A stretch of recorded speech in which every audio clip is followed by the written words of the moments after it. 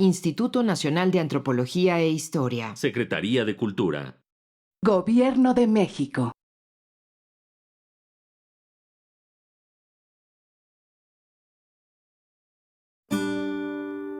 Su sustancia está hecha de evocación, recuerdo, rememoración y de lo que toma del porvenir. Porque es una parte fundamental de nuestra identidad. Somos nuestra memoria. El programa del INA que nos lleva de viva voz con los especialistas. Muy buenos días, esto es Radio INA, transmitiendo desde el segundo piso de Córdoba 45 en la colonia Roma, Alcaldía Cuauhtémoc, Ciudad de México. Es un gusto para mí, yo, Luis Alberto López Guardia, estar en una emisión más de la serie Somos Nuestra Memoria. La Secretaría de Cultura y el Instituto Nacional de Antropología e Historia los invitan a acompañarnos. En esta ocasión está con nosotros un querido, reconocido arqueólogo y doctor Jaime Delgado Rubio. Hola, Alberto. Que, entre otras cosas, pues eres director de un noticiero. Exactamente. ¿Qué se llama? Arqueólogos en Apuros. Ahorita nos vamos a adentrar en esto, pero si me permiten voy a compartir con nuestro público nacional e internacional. Los estamos transmitiendo para todo el mundo. Es un gusto que la voz de Radio INA llegue a todos los ámbitos de nuestro planeta. Jaime Delgado, a pesar de su obvia juventud, como es patente, estudió arqueología en la Escuela Nacional de Antropología e Historia, que está cumpliendo 85 años, y estudió la maestría y el doctorado en nuestra máxima casa de estudios en la UNAM, en investigaciones antropológicas. Exacto. Además, concluyó un postdoctorado en el Instituto de Ciencias del Patrimonio en España, auspiciado por el CONACYT, con temas de divulgación de la ciencia. Exacto. O sea que para comunicar la ciencia tenemos un especialista. Más de 25 años de experiencia y trayectoria en temas de educación patrimonial. Fue docente o es docente en la Facultad de Ciencias Políticas de la UNAM, en la Escuela Nacional de Antropología e Historia y en la Escuela de Conservación y Restauración del INA. Mención honorífica del Premio Alfonso Caso, miembro del SNI y, como ya dijimos al principio, titular, productor, director, creador del noticiero arqueológico escolar Arqueólogos en Apuros, que es auspiciado por el INA. Y es el motivo de nuestra entrevista, de nuestra plática del día de hoy. Jaime, tú sabrás, el instituto está por cumplir también años ya en febrero próximo, y una de sus bases es la investigación, la conservación, la divulgación, Exacto. difusión del patrimonio, del conocimiento del patrimonio arqueológico. Primero, antes de pasar ya a tu programa en particular, ¿por qué se tiene que divulgar el conocimiento? Alberto, bueno, primero que nada, gracias por la invitación y un saludo a todo el público y también el internacional, porque pareciera, no es una cosa menor, pareciera intangible, pero se ve, se repite en muchas otras partes, ¿no? Lo cual me da mucho gusto por la institución. Bueno, decirte que es... mira, Alberto, no quisiera entrar en polémica, tú me conoces, pero sí decirte que la investigación y el quehacer del instituto es de utilidad pública, es considerada de utilidad pública. Y bueno, no es un secreto para nadie que esta utilidad pública, pues por lo tanto, es subsidiada por la propia sociedad, ¿no? Uh-huh. Entonces, tenemos una obligación ética y moral con esta sociedad que paga sus impuestos. ¿Para qué? Para que haya un retorno. Es decir, todo lo que sabemos, todo lo que el INA ha acumulado durante muchos años, llámese bibliotecas, museos, planos, docencia, etcétera, todo esto debería tener su culminación final en una sociedad que ha invertido en ello. Es decir, tratar de devolverle a la sociedad un punto de reflexión para saber quiénes somos, a dónde vamos, qué soluciones se adoptaron o se implementaron en el pasado para que tengamos un comparativo de sociedades pretéritas de nuestro territorio y que te juro que son muy actuales, ¿no? O sea, hoy en día nos atormenta, sobre todo a los jóvenes, el cambio climático, la violencia en el país.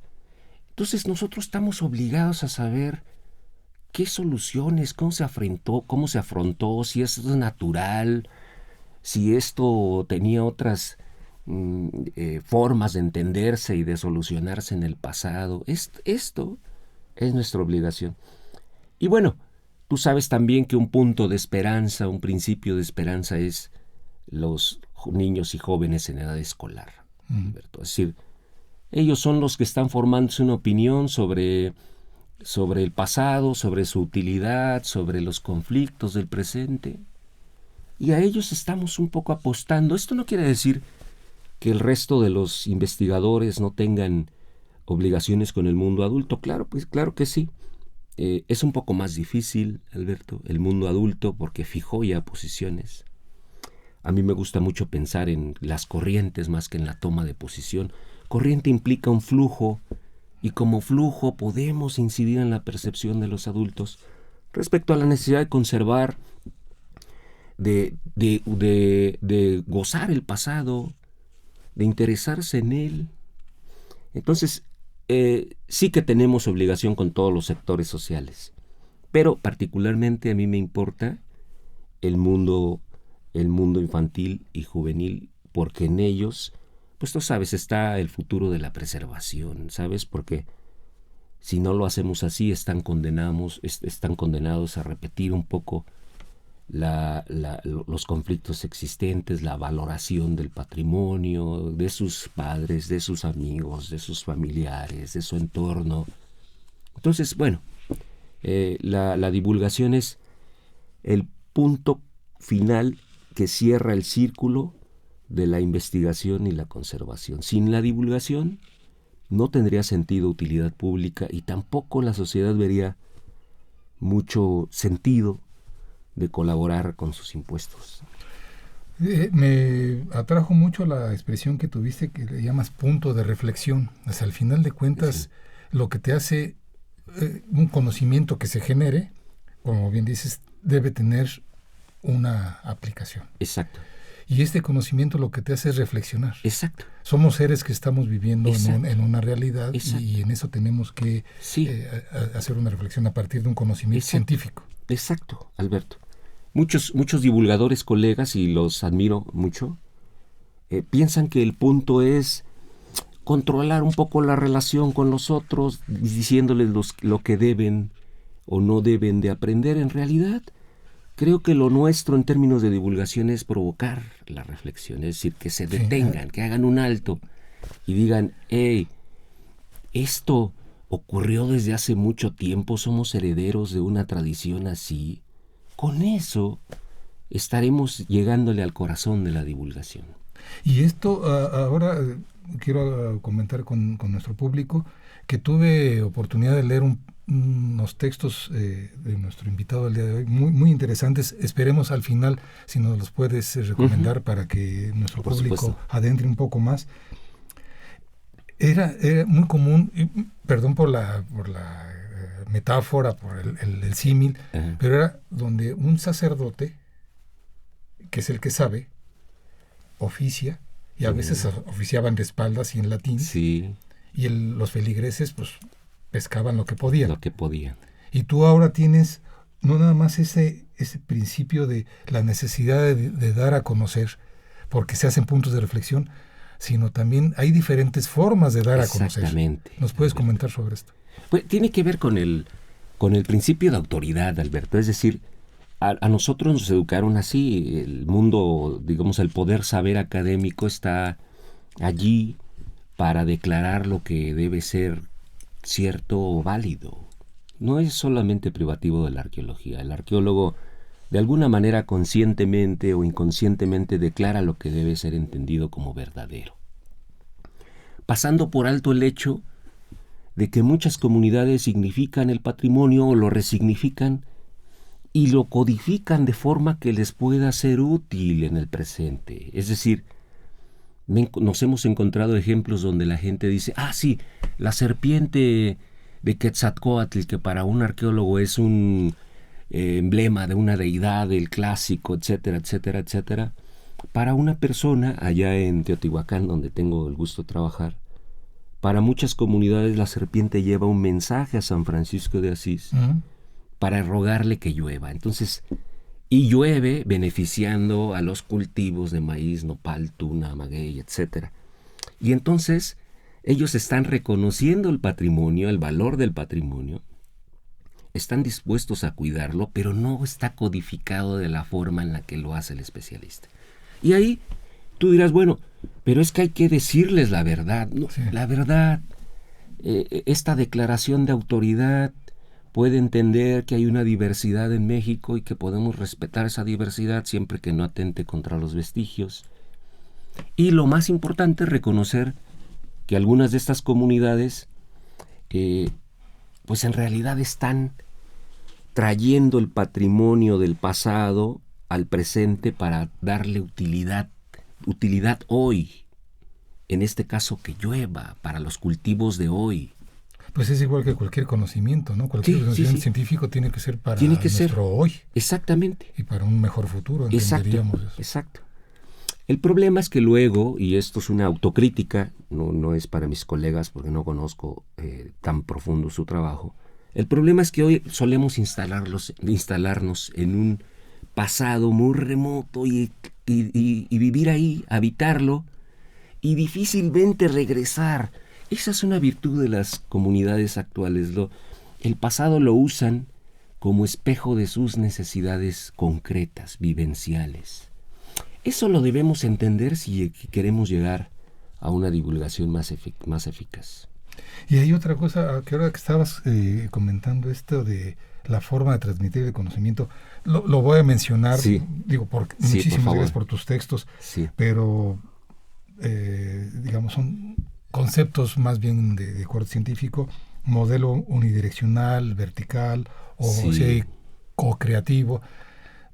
Si tú y yo vamos a ver una película, vamos sí. con Gaby Marentes, jefa de Radioína, sí. vamos con Paula Bedoy, encargada de grabación de este programa, o Aldo Morales de la producción de Radioína, vamos los 5 personas, o invitamos a cualquier persona y vemos la misma película, sí.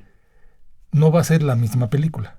Exacto. Cada quien va a tener una apreciación, sí. que va de acuerdo a su propia historia. De acuerdo a su experiencia, lo decía Ausubel, ¿no? De acuerdo a tu carga, a tu estructura mental previa, ¿no?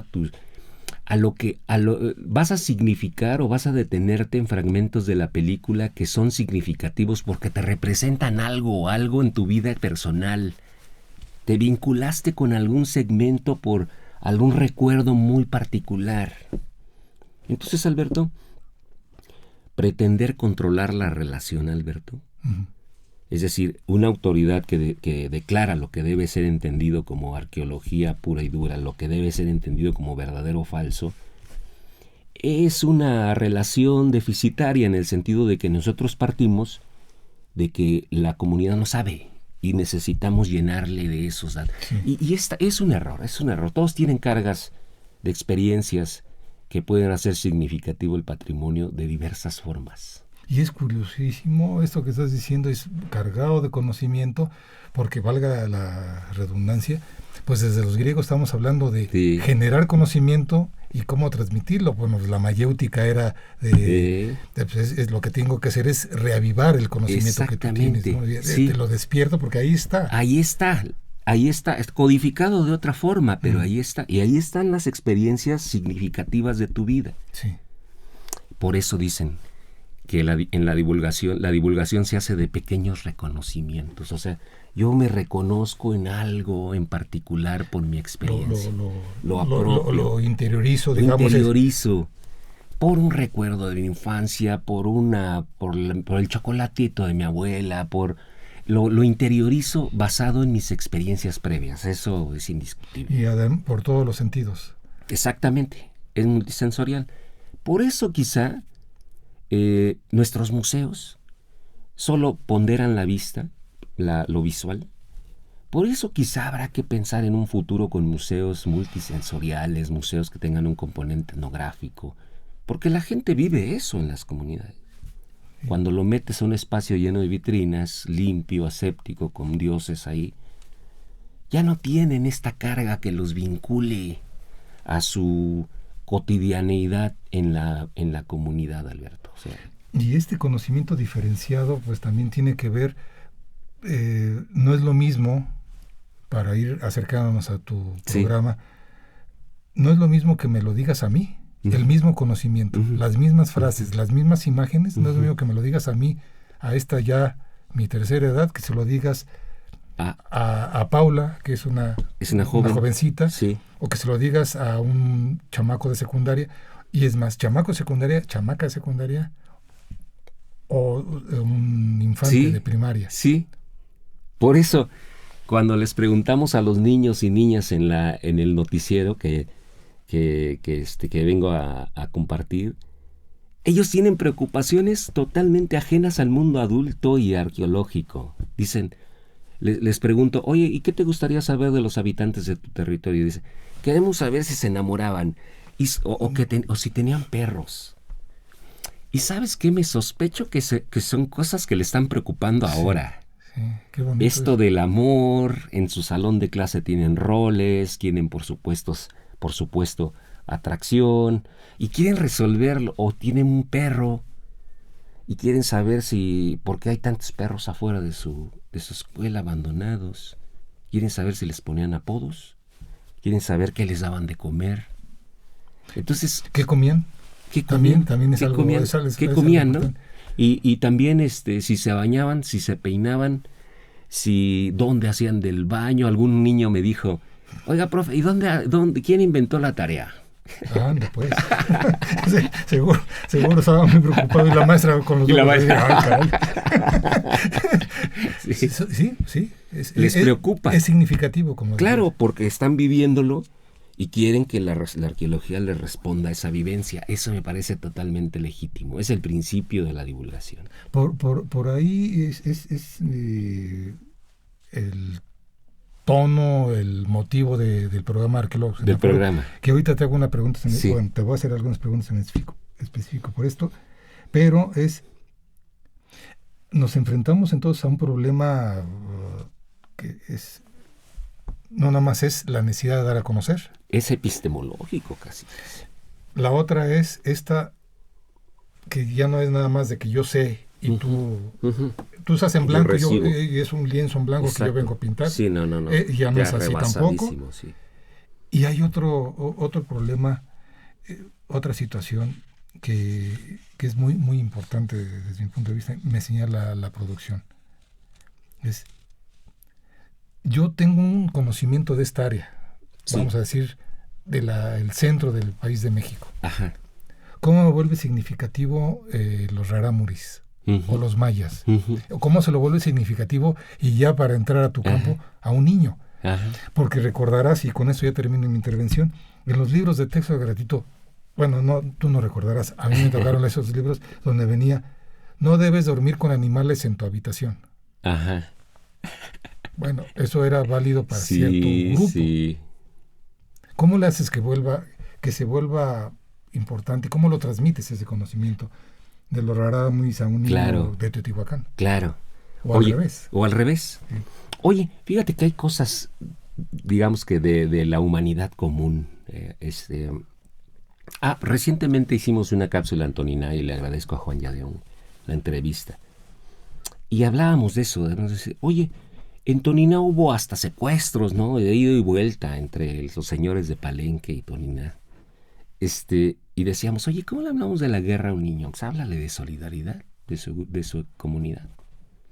Es decir, háblale de las cosas que tengamos en común y pregúntales. Y eso es una cosa también muy importante.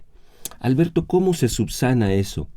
Dejando de hacer arqueologías del centro. O sea, vete allá con los rarámuris y aborda a los niños y pregúntales qué les gustaría saber después de una inducción.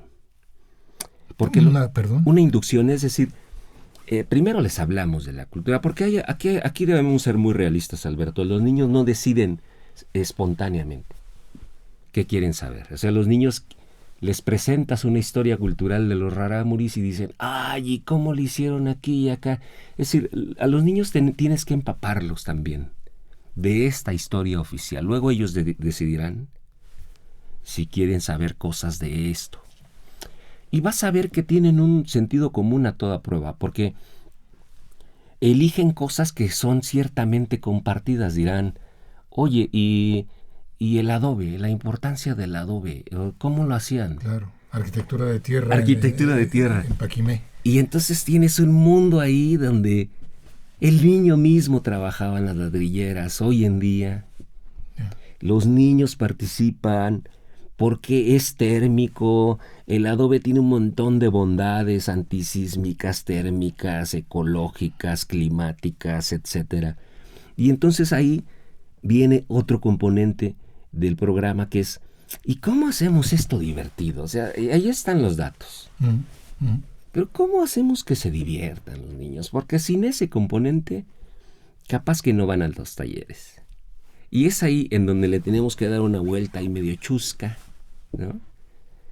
Niños que están impresionados en la tele porque ven una construcción nueva, porque les venden un ladrillo, y niños que quieren una casa así, pero la piden por internet, pero en la realidad la casa es súper caliente. Es decir, no sé, tenemos que hacerlo de alguna manera divertido. Ese es el reto. Pero igual ocurre pues conmigo, ¿no? No soy experto en esa cuestión. Me gusta la divulgación, pero no soy experto. Pero sí. ¿Cuánto tiempo tarda la gente en desconectarse de algo que te están transmitiendo, ¿no? Sí. Ok, ya está. Sí. Y me pongo a pensar otra cosa. Exacto. A lo mejor estoy ahí. Ajá. Pero ya no estoy. Ya no estoy concentrado en lo que me estás diciendo. Sí. Oye, los niños te sorprenderán. Los niños tienen una inmediatez para eso. Es impresionante. Te pescan, así. Porque no temen equivocarse cuando no está su profe. Digamos, el filtro todavía no está tan... Ni su papá ni su mamá estamos cotorreando. Ajá. Y es inmediato porque esa magia tienen te avientan lo primero que se les viene a la mente y te dicen, aburrido. Sí, así. Ya, aburrido. Sin anestesia te lo aplican. Un día algunos niños dijeron, oye, ¿cuánto medían los antiguos Xochicalcas? Y le digo, el Xochicalco. Así. No los de Cuernavaca. Los antiguos constructores de Xochicalco. Y entonces decían, pues pareciera que el programa estaba condenado a dar una medida, ¿no? Decían, pues unos 50 y tan según la antropología física. Pero entonces el reto era, bueno, ¿y cómo lo hacemos divertido? O sea, porque el niño me dijo, pues estaban chaparritos, ya nos podemos ir. Pero la cosa era que les ofrecíamos un noticiero donde ellos investigaran. Y parte de lo que nos pareció chusco fue salir a preguntarle a la gente cuánto cree que medían la gente adulta. Y un poco tomarlos de referencia burlona, en el buen sentido de la palabra. Y entonces se nos ocurrió que uno de esos niños iba a pedir por internet un Tlatoani Hero, una legión de tlatoanis de juguete, acá, figuras de acción, Alberto. Ok. Ya están vendidos tlatoanis. Y entonces decíamos, no, pues ahí tienes a Nezahualcóyotl que te recita poemas y si le jalas el hilo, te recita los poemas. Decías, ahí tienes a Cuauhtémoc, lanza poderosa, no sé... Moctezuma hasta con la pedra. Moctezuma viene con una piedra de accesorio ahí. Y entonces decía, oye, vamos a representarlos como los Tlatoani Heroes. Entonces uno de ustedes, hijos, lo pide. Y tú sabes que siempre hay en el mundo moderno, los niños lo saben perfecto, hay una distancia entre la expectativa y la realidad. Entonces los niños emocionados viendo el comercial de Tlatoani Heroes, y piden uno, y resulta que viene así, desarticuladito, chiquito, en posición fetal, viene chiquito. Y entonces se siente defraudado, dice, no, estaba gigantesco. Esto no corresponde. Esto no. Me engañó la publicidad. Lo tienen que armar porque viene en posición fetal, muy arqueológico. Lo arman y queda así, chiquito. Le tienen que poner agua. como los dinosaurios esos que crecían. Oye, van a reclamar y entonces llaman a una antropóloga física que les dice, no, niño, está correcto, miren, según los datos osteométricos, pues eran pequeños. Y entonces van los niños al final y dicen, no, pues sí, están chiquitos, pero eso, dice al final, porque como Manuel Gándara me enseñó, al final debe haber un cierre, una frase para llevar, un mensaje que recupere la esperanza. Dice, no importa si eres grande, chico, alto o bajo, moreno o blanco. En Xochicalco, la arqueología de Xochicalco nos demuestra que cuando trabajamos juntos logramos grandes cosas. Entonces acuérdate, o sea, no necesitas una enorme figura, una persona alta para lograr enormes maravillas. Entonces, fíjate cómo algo que podría haber desembocado en un dato como 1.50 para mujeres, 1.60 para hombres. Sí. Como algo que podría haber terminado así, termina en un auténtico cotorreo con los niños. Sí.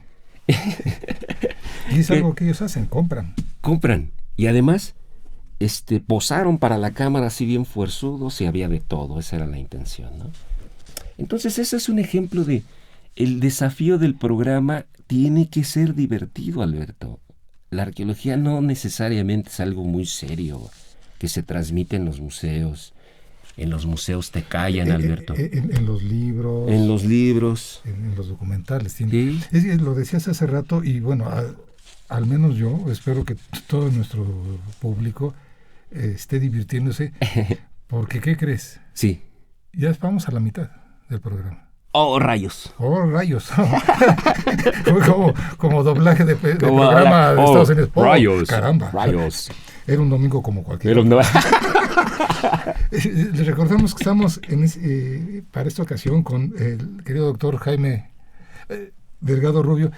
Es doctor, pero pues ahora sí que lo vi. Vamos, cuates. Desde pequeño. Sí. Es director del Noticiero Arqueológico Escolar Arqueólogos en Apuros, auspiciado por el INAH. Y ya que estoy mencionando esto, has mencionado algunos casos, algunos ejemplos, pero es ¿cómo se te ocurre? Hasta los directores de cine, Spielberg, los grandes directores dicen, trabajar con niños es un lío. Un lío. ¿No? Y ahí va Jaime. Un lío. Quiero líos. ¿Cómo se te ocurre lo de Arqueólogos en Apuros? Oye, fíjate que nuestros colegas y yo mismo, tenemos siempre la tentación cuando hablamos de divulgación de decir, pues es que deberíamos de sacar a los arqueólogos de su pozo de excavación y llevarlos a las primarias. La gente que me está escuchando, no lo hagan, pobres arqueólogos. Pobres niños. Oye, me tocó ver, y además con muy buena voluntad en Teotihuacán, me llevé a los profesores más picudos.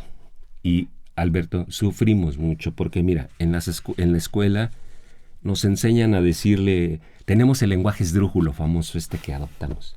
Nos enseñan a decirle al esqueleto, osamenta, no sé. Registro tridimensional. El GPS.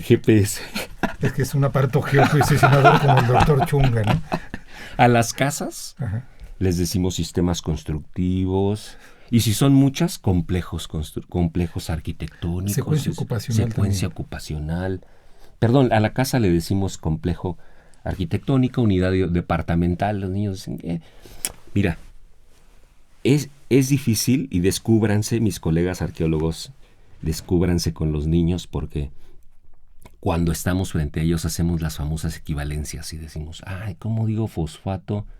Y cómo digo estrato, sustrato, cómo lo digo en castellano, cómo digo... en humano. En humano. Cómo digo isótopos de estroncios. Oye, y ahí ves a los niños así, mira, sí. Y la maestra regañándolos. Si no se están callados, no vamos a volver a traer al arqueólogo. Entonces hablan más. Oye, la cosa es que pobres niños, no lo hagan, pobres criaturas. No quiero, esto lo hago de una manera autocrítica también, no quiero castigar al pobre arqueólogo. El arqueólogo, para ser publicado, para llenar un reporte y tal, tiene que adoptar este lenguaje. Y no solo el arqueólogo, los médicos, los arquitectos, este poder saber pasa por un lenguaje que en cuanto más especializado, más padre, ¿no? Más... Pero, dicen, hay una traición de clase ahí. ¿Por qué? Porque al hablar de manera muy rimbombante y rara, en realidad estamos alejando, estamos delimitando una línea entre el público y nosotros deliberadamente para que no se comprendan. No sé por qué nos cuesta trabajo decirle a un esqueleto, esqueleto, y a una casa, casa. No sé por qué tendremos que rebuscarlo demasiado. Es probablemente una lógica del poder saber hacer, que el lenguaje especializado sea una diferencia de clase. No de clase social. Social. No, nivel social. No, una diferencia que marca tu especialidad, tu autoridad. Uh-huh. Es el sabio del pueblo, ¿no? Es el sabio del pueblo, tiene que hablar rimbombante. Ahora, ¿eso significa que estemos condenados a no poder divulgar para nada? Solamente tenemos que empezar a tener el chip del niño. Estaría bien hacer unos ejercicios, 4 años de ejercicio. Si en 4 años aprendimos a hablar raro, 4 años de ejercicios para hablar normal. No es cierto. No. Qué grosero. Qué grosero. Oye, no, pero no nos dices cómo nació, porque ¿qué se te ocurrió? ¿Estabas en qué plan? Mira que llevamos a los especialistas al salón de clase, no funcionó. Uh-huh. Los niños regañadísimos, y entonces se nos ocurrió hacer la transferencia y dijimos, a ver, los títeres, Alberto, tienen un poder impresionante. Te voy a decir por qué. Porque generan expectativa. La expectativa es clave en la divulgación. Si alguien ya te está esperando, tienes ganado un títere. Lo llevamos a la escuela. Hicimos un grupo de títeres. ¿De calcetín? No, en realidad eran bocones. Bocones son los que se manejan con la manita. Okay. Hicimos Teoreto de la Piedra, un arqueólogo que estaba bien metido con sus teorías, hablaba con las piedras, las pirámides. ¿Qué le importa? Nuestra reportera estrella. ¿Así se llama Kelly? Kelly importa. Opuntio Espinosa, un reportero verde, es un nopalito que vive con todas sus en su penca de nopales y que vive en la ladera de un cerro, y entonces él es testigo de cómo la mancha urbana empieza a devorar todo y se pone bien nervioso. Y advierte a los niños que la mancha urbana nos quiere devorar. Ellos, elenco... y la caja del arqueólogo. El arqueólogo tiene una caja de herramientas y dijimos, ¿y por qué sus herramientas no pueden ser títeres? Entonces ahí tienes al doctor Barbas, que es la brocha. Ahí tienes a Cucharacucho, ese es bien presumido, dice... Yo participé en la exploración de la pirámide del Sol. Cucharacucho es una cucharita de brújula, etcétera. Hicimos de los... Y siempre que se iba el arqueólogo, perdón que esté abusando del tiempo. No, está bien. Siempre que se iba el arqueólogo, ellos lo platicaban en corto, las teorías. Era como esta disyuntiva, como los trabajadores de cualquier excavación. Sí. Tú no sabes lo que ocurre cuando se va el arqueólogo. Los trabajadores hablan en corto y dicen, ¿para mí qué es esto? Sí. Para mí. Y tienen la voz no autorizada, pero bastante válida, del hallazgo. Y el arqueólogo no, el arqueólogo tiene toda una serie de... Eso tiene que ver con el origen del Estado. Y el otro, no, pues aquí lo mataron, ¿no? Que lo mataron. Sí. Oye, y con esta banda de títeres... Hicimos 4 cápsulas, las llevamos a las 23 primarias. ¿Eso qué año fue, perdóname? Eso fue en el año 2016. Uh-huh. Y fueron un éxito porque, ¿sabes? Llegábamos con los títeres en la escuela y ya nos iban acompañando en la puerta de la escuela. Nos iban acompañando un montón de niños y niñas. ¿Y dónde se van a presentar? Y jalaban el títere. Sí. Oiga, ¿y qué hace? Sí. Expectativa. Luego... poníamos a los títeres en acción para presentar los nuevos hallazgos de la arqueología teotihuacana y los niños estaban asomando por la ventana para ver. Ese pegue, esa conexión, no la tiene ni el más connotado arqueólogo de México. Quiero decir que si desplazamos a los arqueólogos y hacemos una parodia de nosotros mismos a través de títeres, uh-huh, vamos a tener una conexión inmediata. Era fantástico. Porque el reportero títere presentaba sus cápsulas y se ponía muy nervioso en vivo. Y luego los niños veían en la cápsula del nuevo hallazgo en vivo, en una pantalla de televisión. Así nos fuimos a todas las escuelas. 4 programas. para empezar. Ahí empezamos con INA Comunidad, se llamaba, y ahí nos dimos cuenta al final, Alberto, para entrar en materia, nos dimos cuenta en unas encuestas de entrada y salida, nos dimos cuenta que los niños querían saber estas cosas, si se bañaban, si se peinaban, y nosotros le llevábamos el último hallazgo del túnel, la caída de Teotihuacán, tenían diferentes intereses. Y es ahí donde nace Arqueólogos en Apuros, porque dijimos, oye, ¿y por qué esta distancia entre lo que preguntan y lo que le estamos presentando? Porque los niños estaban sentados, eran consumidores, a pesar de que se divertían, no tenían un rol activo. ¿Y qué pasaría si les damos ese rol activo? Pues a lo mejor se hacen preguntas sobre lo que les importa, interesa o angustia. Y si eso ocurre, ¿qué ganaríamos? Revelaríamos la forma en la que se vinculan con el patrimonio más allá de mí y de mi autoridad. ¿Por qué en apuros? Porque luego llevábamos esas preguntas, estas de por qué si se bañaban y al especialista y nunca se las daba. De acuerdo que dígame cuánto mide la barra, ¿no? ¿A qué profundidad estaba? Se lo digo. Estaba, sí. Oye, le llevamos pregunta, ¿qué le importa? Entrevistó al profe Rubén, que en paz descanse. Rubén Cabrera. Rubén Cabrera, sí. Y le dijo, oiga, ¿y dónde hacían del baño los...? Bueno, necesitamos más investigación. Oiga, ¿y se enamoraban? Le decía. Ahí nació Arqueólogos en Apuros, porque... El niño te pone en apuros. El niño te pone en apuros porque tiene intereses diferentes a los tuyos y tú nunca te has preguntado quién inventó la tarea, o sea, y saber si tenían perros y, bueno, obviamente, y por qué el perro café solo podía cruzar el río. ¿Por qué? Porque decían que era... dice Sagún que el perro negro ya está sucio, el blanco está muy limpio, el café, además de ser el vínculo con la tierra, puede hacer esa transición en el último nivel del inframundo. Digamos, ya está probado por la vida. Es un perro experimentado. Es un perro experimentado. Él te va a ayudar, sí, te va a llevar al inframundo. Exactamente. Y dice, porque esto de los niños, no tienes... Si tú les planteas, Alberto, un problema de investigación demasiado obvio, como si tienen perros, se aburren. Si tú se los planteas demasiado grande, como el cambio climático, el abandono de una ciudad, se sienten nerviosos, es demasiado grande. ¿Y qué tal si les preguntas, oye, ¿por qué solo los perros cafés cruzaban el río? Vamos a investigarlo. Vamos a entrevistar a tus perros. Le dije a un niño, oye, vamos a entrevistar a uno de tus perros, ¿eh? Y los bañó ese día.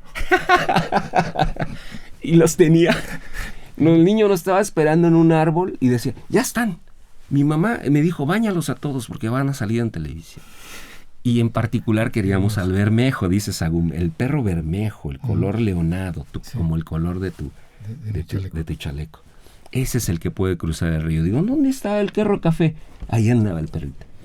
El niño estaba prendidísimo porque es algo de su zona próxima, su zona de aprendizaje próximo, es decir, es algo que él puede interactuar, que él puede opinar sobre el perro. Uh-huh. Nos dijo toda la historia del perro.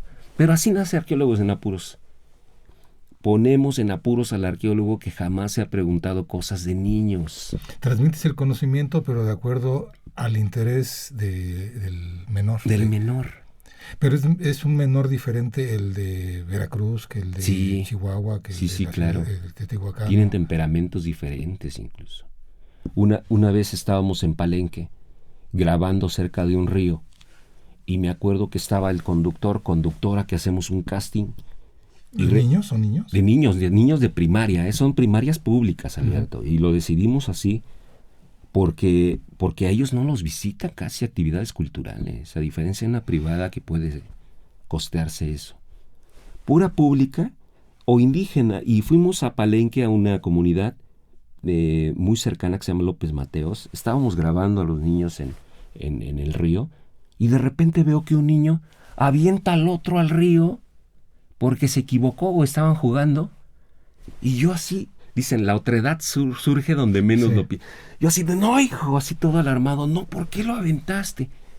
Sale del río como si nada. Uh-huh.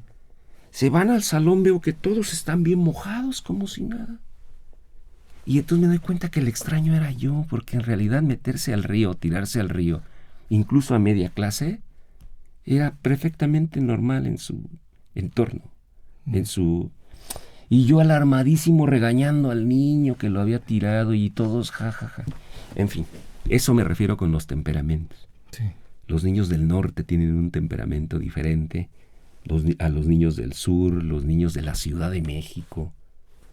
Te empiezas a dar cuenta del talante que tienen.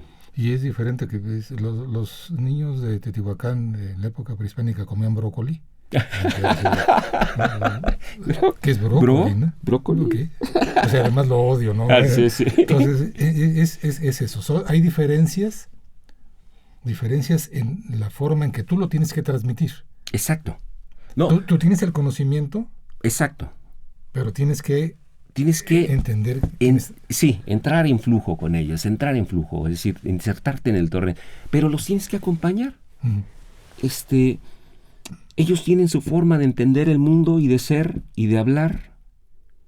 Y yo estoy acompañando, me voy a dejar ser, porque uno de los propósitos del noticiero es que sean espontáneos, que se equivoquen, que expresen su relación con el patrimonio como ellos lo sienten. No soy nadie para corregirlos. Si se equivocan, queda. Porque el noticiero no quiere encajar en este formato comercial, Alberto. Dime. En 2016 inicia. Uh-huh. Y recientemente están transmitiendo en el canal 22. Sí, y TVINA. Uh-huh. ¿Cuántos programas han...? Ya llevamos 30. 30, hemos estado en muchas partes del país. Debutamos en Teotihuacán con este programa piloto 2016. Pero a raíz del apoyo que nos ha dado la Coordinación Nacional de Arqueología y las diferentes secretarías técnicas, Aida Castilleja, ahora la doctora Marta. José Luis Perea. No, y además la Coordinación Nacional de Difusión para pasarlo. Exactamente, para pasarlo por INA, me refiero por TVINA. TVINA hizo la conexión con Canal 22. Uh-huh.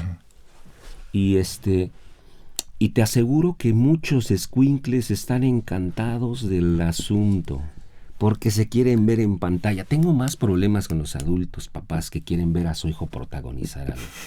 Cuando el espíritu del programa uh-huh. es que trabajen en equipo, que haya solidaridad orgánica. ¿Qué quiere decir? Que se ayuden. Sí.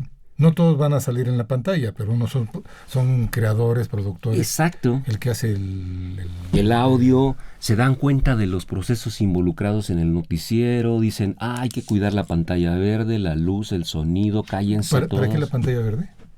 Para luego hacer la transferencia. Por ejemplo, tengo problemas con llevar a niños al hallazgo en vivo. El papá no me lo prestó, la escuela está en problemas, en permisos con la SEP, y entonces la pantalla verde se elimina para poner ahí de manera virtual el hallazgo, y entonces les digo, miren, háganme cuenta que están en el hallazgo ahí, sí. Refiéranse a él, y entonces dicen, estamos aquí en vivo con el hallazgo de tal. Ya. Como en las películas comerciales, es un fondo como es un tapete fondo, que tenemos aquí en esta mesa, sí. Que permite empalmar imágenes. Exacto. Entonces, esos programas pasan por la televisión abierta o por los canales de cable, sintonizando el canal 22. Sí. Y TVINA en YouTube. En YouTube. Ahí está. Ahí están los 30 almacenados en TVINA. Uh-huh. 32 van a ser.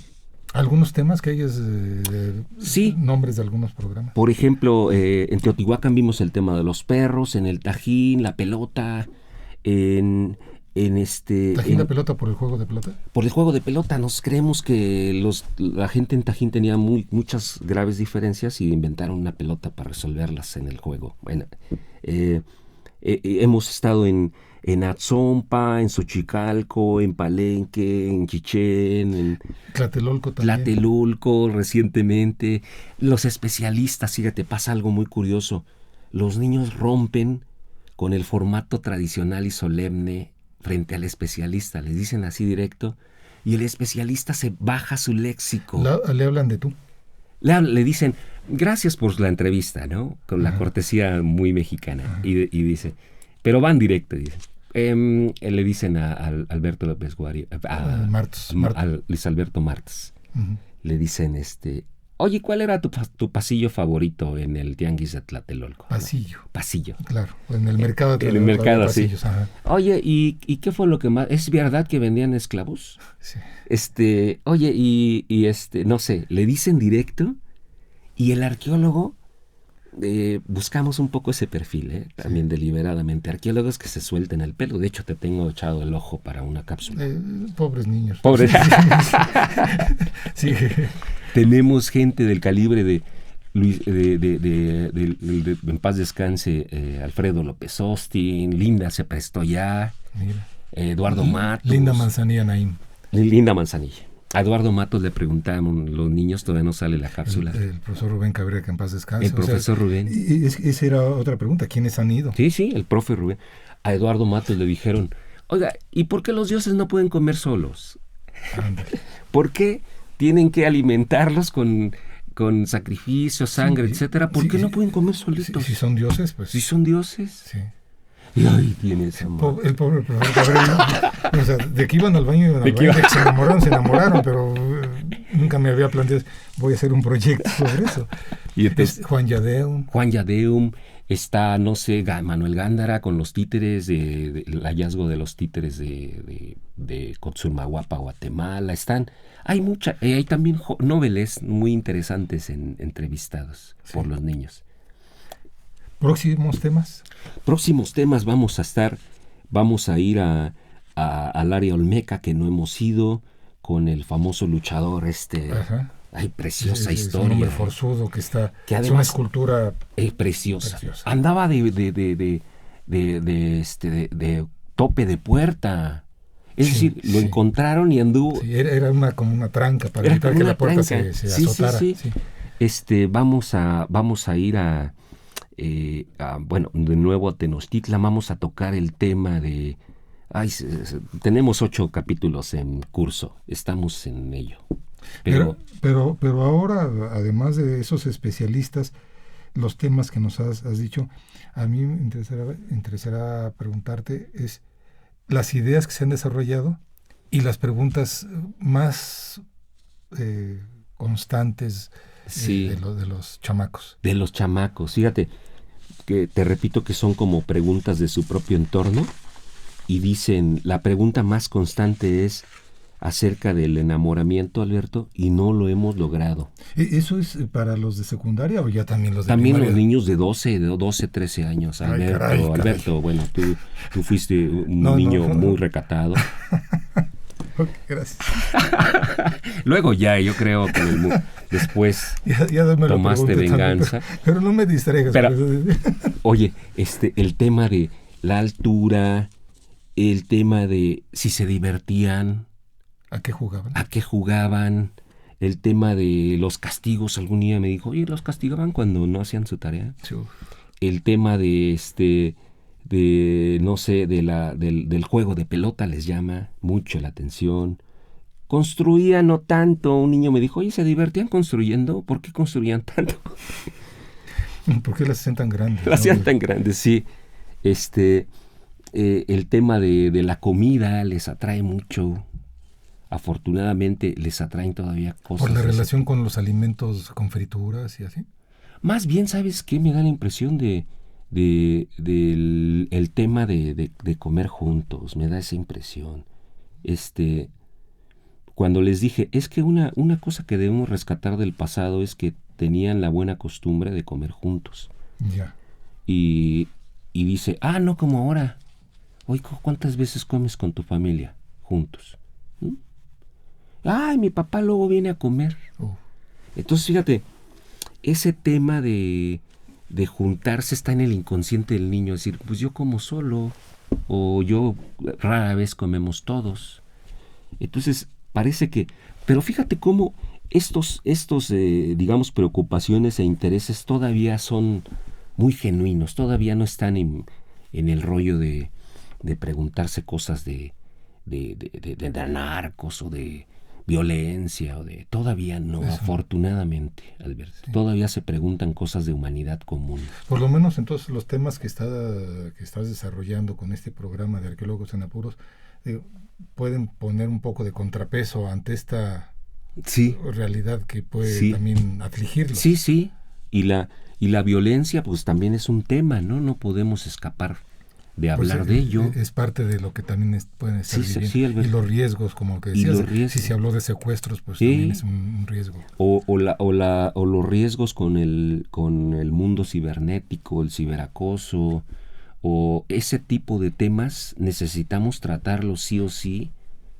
Si te dijera una forma de medir tu programa, tu impacto, es cómo le haces. O sea, decía, en paz descanse, el profesor Mario, se me fue el apellido de museógrafo, Mario Vázquez, Mario, ajá. que decía que la mejor forma de que se disfrute un conocimiento en un museo es que vayas con la persona que más quieras.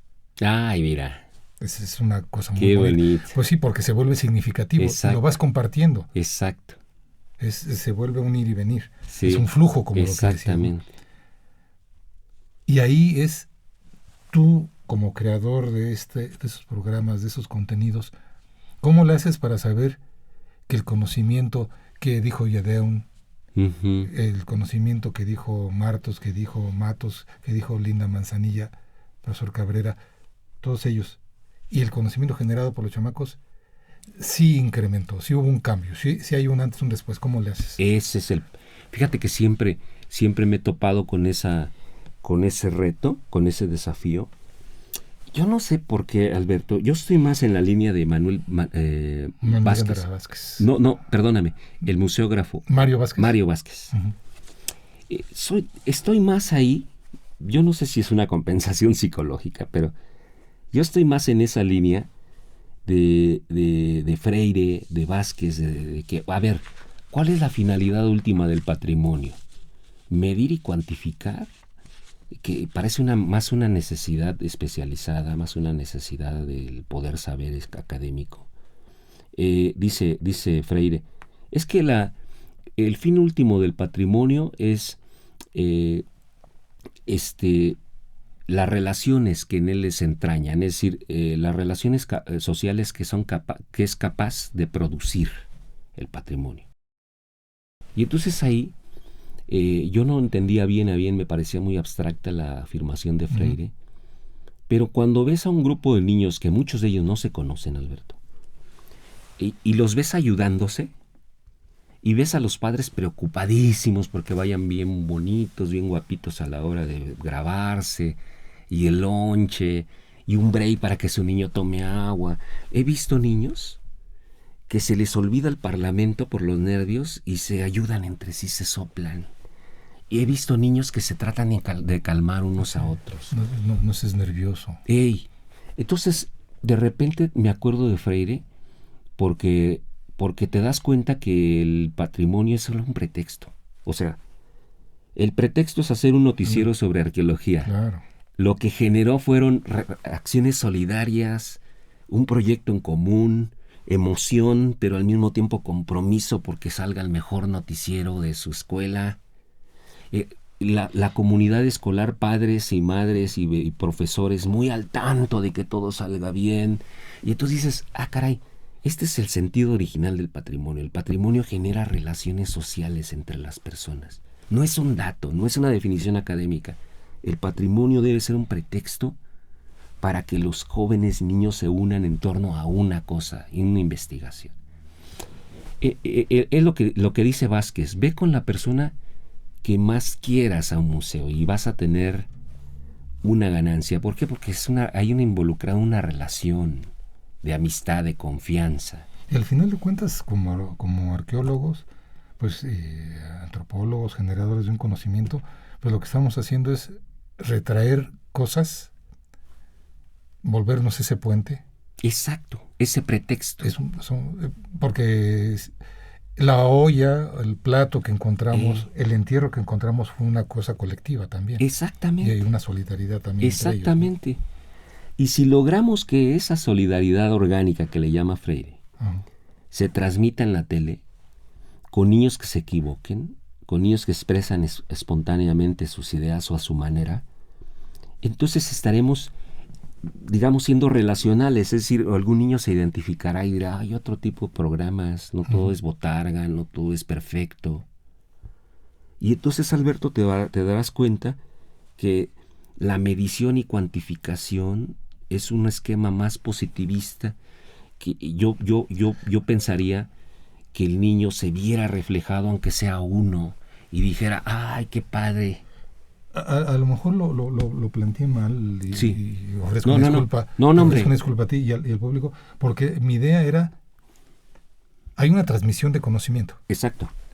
Pero son 10 niños, 20 niños que están ahí, sí. Pero también tienes a los que están en YouTube viendo el programa, exacto. O los que están viendo en el canal 22, y los mismos papás, o sea. Exacto. Ese conocimiento tiene que impactar. Claro, claro. Y eso lo has valorado, a eso es a lo que me refiero. Sí ha habido un antes y un después de que si yo voy y les digo, no, hay una secuencia ocupacional, después tenemos un entierro en decúbito ventral, o sea, ok, gracias, muchas gracias, y llegas tú y lo dices lo mismo, pero con las palabras en humano. O ellos lo dicen con las palabras suyas. Ajá. Sí se nota, pues. Sí se nota, Alberto, y se nota porque hoy en día regresas a Teotihuacán, en YouTube no tienes más remedio que ver las estadísticas, igual en el rating de Canal 22. Ahí estás condenado. Ahí no tienes interacción con los niños televidentes o usuarios de internet y no tienes más remedio que ver el impacto. Que no ha sido malo. El más exitoso, 15,000, alguno dirá, 15,000 comparado con otros. Un video de Alberto López Guario alcanzaría millones. Pero mira, nosotros tenemos un nicho. Por ejemplo, tu libro y el de Luis Alberto Martos, de Sombras y Susurros, alcanzó. Sí. Y lo celebro. Yo cada una de las visualizaciones con niños para niños las celebro porque tú sabes que el internet está lleno de opciones, de videojuegos, de superhéroes, de Marvel, de DC Comics. Y entonces tener un punto con eso, para niños dices, ya está. Oye, pero sí que hemos regresado a Teotihuacán y les he preguntado a los niños, oye, y tú dice, ¿y mi noticiero no se va a volver a repetir? Le digo, oye, hijo, ¿y te acuerdas de qué? Sí, de mi perro café. Ajá. O sea, tienen el asunto del perro café. Sí. Ese fue el eje de todo eso. Que al final de cuentas es eso, ¿no? O sea, si yo voy a dar una ponencia en ese sentido, que le digo, para reproducir a la especie de investigadores, o una conferencia a un público especialista, pues lo que estoy tratando es volver significativo el conocimiento para que ellos puedan hacer otra cosa. Exacto. A partir de eso. Exacto. Eso es la creatividad. Regresamos a tu inicio, ¿no? Que se vuelva un punto de reflexión. Cualquier conocimiento tiene que ser eso. Exacto. Eso es. Y acuérdate, la creatividad es decir lo que tú ya dijiste de formas diferentes, con recursos diferentes. Eso es lo que intentamos juntos. No te voy a decir que todo ha sido miel sobre hojuelas. Hay niños que yo no les he entendido por su temperamento. En Trincheras, me acuerdo, fuimos. ¿Dónde está Trincheras? Trincheras, en Sonora. Un cerro que, por cierto... Con la doctora Elisa Villalpando Canchola. Que pegó muy bien el noticiero y tal, pero me fue difícil entender el temperamento de los niños que parecían que iban de malas, pero no estaban de malas. Es así. Es así. Así somos. Sí. Y a la hora de ponerse frente al micrófono eran otros, pero así la relación conmigo era diferente, era como un poco distante. ¿Qué pasó? Pues además tú eres fuereño, ¿no? Sí. Sí, soy alemán, en realidad nací. No me refería a tu fenotipo. Sí, no me refiero. Eres fuereño, no eres de Sonora, pues. O sea, vienes desde el centro teotihuacano. Sí. Pues. Esto te lo comentaba. Digo, tenemos que ir cerrando esta emisión. Agradeciéndote tu presencia, porque al final de cuentas, como dijiste desde el principio, lo relevante es que tú generas un conocimiento. Esa es tu labor, esa es tu producción. Sí. Tú como investigador produces algo. Sí, de acuerdo. Y ese producto alguien lo va a consumir. Exacto. O lo va a rehacer para presentarlo. Esos son los niños. Tu salida fue Arqueólogos en Apuro. Arqueólogos en Apuros. 30 emisiones. 32, sí. 32 emisiones ya. Recientemente empezaron una temporada, si nos puedes recordar la fecha. En la tercera temporada surgió el martes pasado. Martes que es, con 8 capítulos. pero martes pasado estamos hablando del 24 de octubre. 24 de octubre de 2023. Sí, les recomiendo que le pongan ahí un like a estos niños. Por favor. A los por niños. favor. Oye, y tratamos temas. UNESCO se unió al tema gracias a Ida Castilleja, que si me está viendo le mando un abrazo. Ella gestionó todo. Y UNESCO dijo, nos interesa hacer 3 programas contigo. Y absorbió 3 programas, el financiamiento de 3 programas. UNESCO tenía sus objetivos, era hablar de sitios de patrimonio mundial. Dijimos, claro, le preguntamos, misma dinámica, mismo método. Hicimos uno en Palenque, uno en Calakmul, y uno más en Chichén, con financiamiento de UNESCO, y 6 más con INA, que no desmerecen. Contamos con el apoyo de camarógrafos profesionales con UNESCO. De repente les costaba a nuestras cámaras conectar con los niños. Eran muy en lo suyo y los niños querían más confianza. Y les decía, hey, espérame tantito al cámara, espérame que se tranquilice. Y decía el cámara, no, es que no, le digo, es que ustedes deben tener aquí, no, si hacemos este noticiero con prisas no vamos a llegar a ningún lado, los niños necesitan tiempo. O sea, los niños se ponen nerviosos, no son actores, Alberto, no son niños de primaria. Y bajo esta lógica, yo tendría la esperanza de que pues un niño, dado que está en YouTube, que un niño en Suecia, un niño en Italia, en Nigeria, en China, con los necesarios subtítulos, pues tenga acceso a ello y se ve reflejado también. Ese es el móvil de Arqueólogos en Apuros, que se vean reflejados en niños que llevan su uniforme de la escuela. O sea, no hay problema. Niños como ellos, no niños actores. Y es una llamada también para los especialistas, ¿no?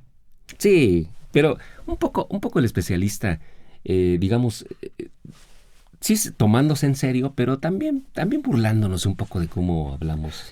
No, y me refiero a eso, ¿no? Que tenemos que aprender a comunicar, a transmitir. Claro. Digo, valga el caso, pero sí tenemos que aprender a transmitir lo que generemos. Sí. No es nada más, no es para nosotros. Es para todo el mundo. Exacto.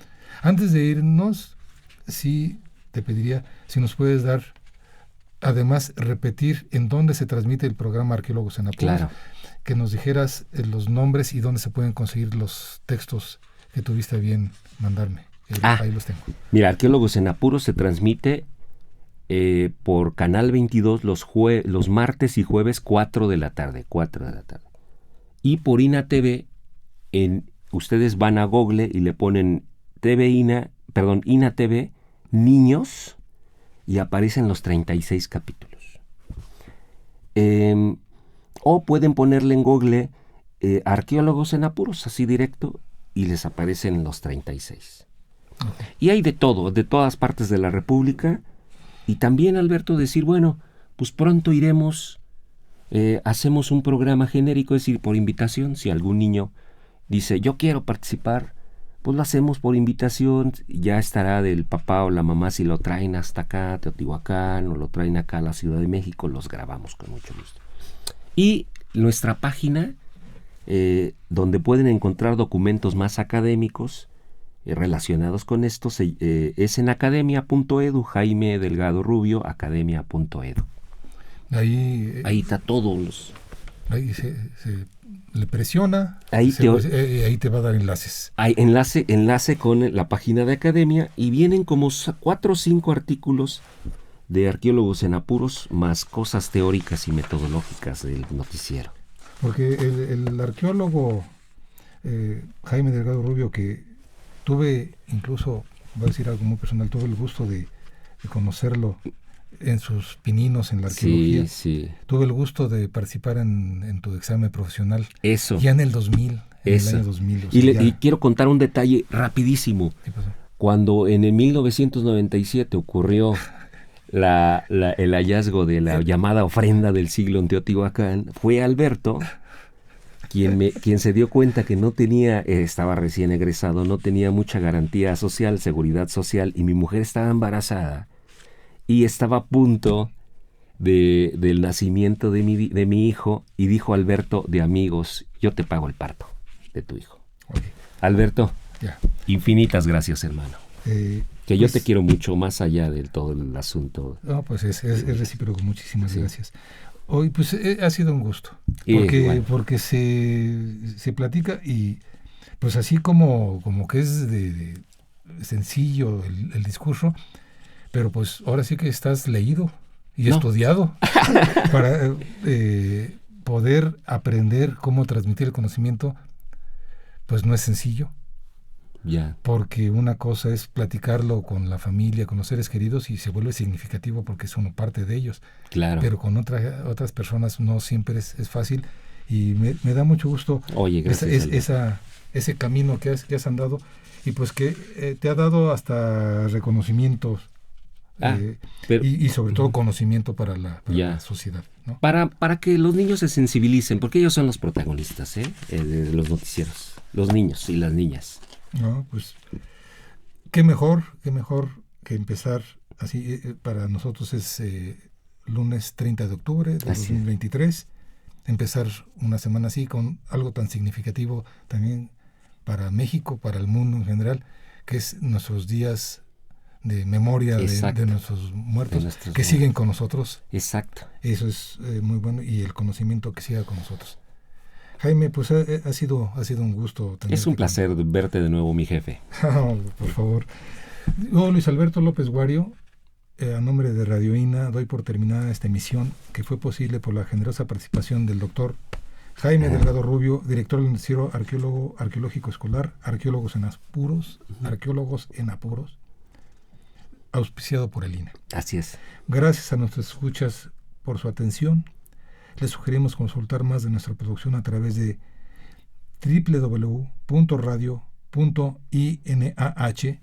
www.radio.inih.gov.mx y de nuestras distintas plataformas digitales, también nosotros en YouTube y en Spotify.